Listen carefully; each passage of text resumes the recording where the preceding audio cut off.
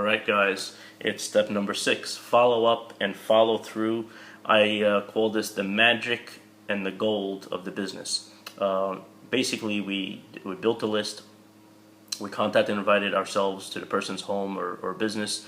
We showed the plan, and ultimately, if you're good, a lot of people, will not join your business for whatever reason because some people are not mentally prepared, or there's certain things going on in their life, sick parents, or maybe they're traveling or starting a new job, or whichever it may be. So we can't hold a person liable and say, well, hey, listen, oh my God, I showed it to 1 or 2 people and none of them are joining my business. As long as you're showing the plan, people will join your business. I can guarantee you that. But there's been a lot of success stories in this industry, including myself, where not everybody told me yes day number 1.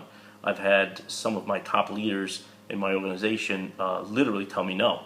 And if you take no for no, then it could become heart-wrenching and become very emotional.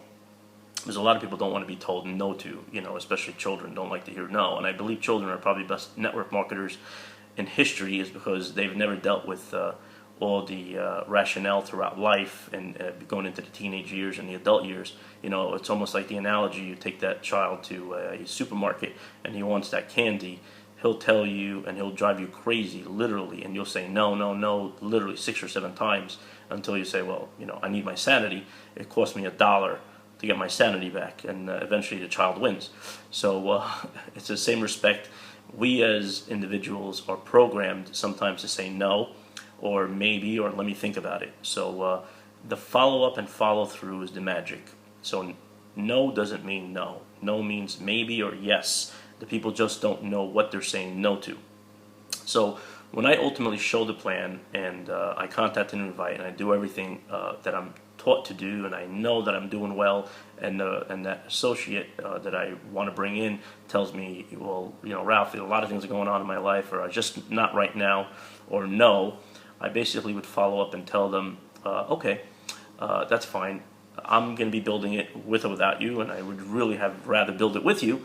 But if you don't mind, I'd like to ask you a favor.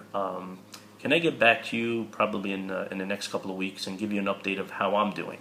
Don't ask them how they're doing, because they know what they're going to be doing. They're going to be in their same lousy job, or whichever it may be. They're going to still be, collecting unemployment or being lazy, whichever it may be. So everybody's always interested in knowing what you're doing. So think about the analogy here. Why was Facebook created?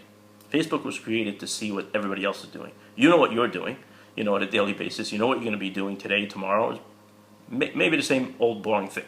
So at the end of the day, think about it. People are always looking to see what everybody else is doing. So when you call that prospect up 2 weeks from now, and they said, yeah, I'd love to know what you're doing. I'd love to catch up and see how you're building this business. You call them up 2 weeks, better bet that you better be building this business as in the best of your ability. Because when you call them up 2 or 3 weeks later and you say, hey, Richard, I showed you this plan 3 weeks ago. At the time that I showed it to you, I had about 25 associates in my organization and well over 250 customers. I was a director at the point. And right now, 3 weeks later, my organization grew from those 25 associates. Right now, we have about 37 associates, and my organization grew by 120 customers. You know what that equates to, Richard? That equates to the last 3 weeks, I literally earned a couple of $1,000s a year residually, a fortune for my family. So I would urge you to take a second look at this. And I can understand that you understand what I showed you at the time that we sat down together. But if you can do me a favor, and do yourself a favor and do your family a favor, I'm having an event on Wednesday night. It doesn't matter where the event is. You can take him to the local event that's closest to him in Marlboro, New Jersey, or in Rockville Center, Long Island, or in Queens, New York, or whichever it may be. And I'd like to introduce you to some of the people that are making it happen for their friends and family, people like you and I. And I'd like you to take a second exposure and really think logically of when you said no to me, ultimately how it could affect and impact your life for a very long period of time.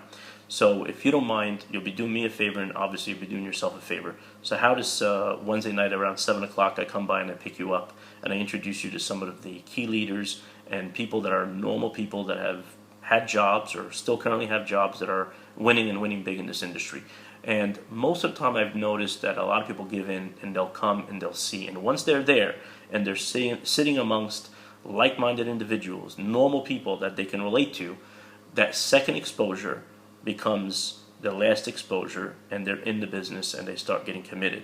So don't ever take no for no. Once you show that program and they say no, follow up and follow through. Follow up and follow through, and don't make it about them. Make it about you. Make it about how successful you're becoming in the industry. And once you go and you show them that second exposure, it could be several weeks later, and they ultimately say no to you. Majority of people say yes, but if they ultimately say no, say, okay, Richard, I get it. It's not for you. But what's a universal language? Is savings and people saving money. So at least out of respect, please become my customer. And I'll tell you, 99% of people that do not join the business do become customers. And I know that for a fact because 99% of them that have said no to me, and I've had many people say no to me as well, and some people say, wow, that's amazing, did become my customers. So take your business serious, follow up and follow through. The magic is in the follow-up.